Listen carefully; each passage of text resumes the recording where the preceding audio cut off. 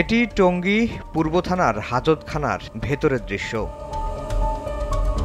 লোহার শিকের ফাঁক দিয়ে ভেতর থেকে এক ব্যক্তি ১,৫০০, ১০০ টাকার বান্ডিল দিচ্ছেন হাজতখানার বাইরে থাকা একজনকে। হাজতখানার বাইরে থাকা ওই ব্যক্তি টাকার বান্ডিল গুনে গুনে কালো ও সাদা রঙের ব্যাগে রাখছেন। পাশে দাঁড়িয়ে আরও কয়েকজন।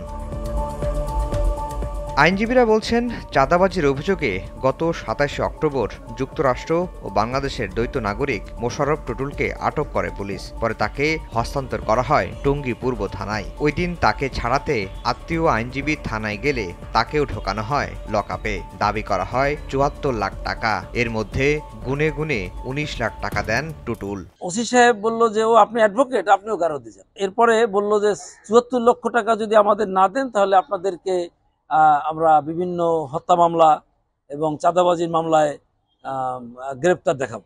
জানা গেছে, লেনদেন নিয়ে ব্যবসায়িক অংশীদার মহিউদ্দিনের সঙ্গে টুটুলের দ্বন্দ্ব রয়েছে। টাকা দেওয়ার সময় হাজতখানার বাইরে পুলিশের সঙ্গে দাঁড়িয়েছিলেন মহিউদ্দিন। কিভাবে থানা হাজতে আসামির কাছে এত টাকা গেল তা নিয়ে উঠেছে প্রশ্ন। ১৯ লক্ষ টাকা এই গারদের মধ্যে ওনার আত্মীয়স্বজন ওসি সাহেবের সহায়তায় দেওয়ার পরে এই আসামিদের কাছে টাকাটা গেল কি করে, এবং এইটা ওসি সাহেবের নিজস্ব চাঁদাবাজির একটা অংশ।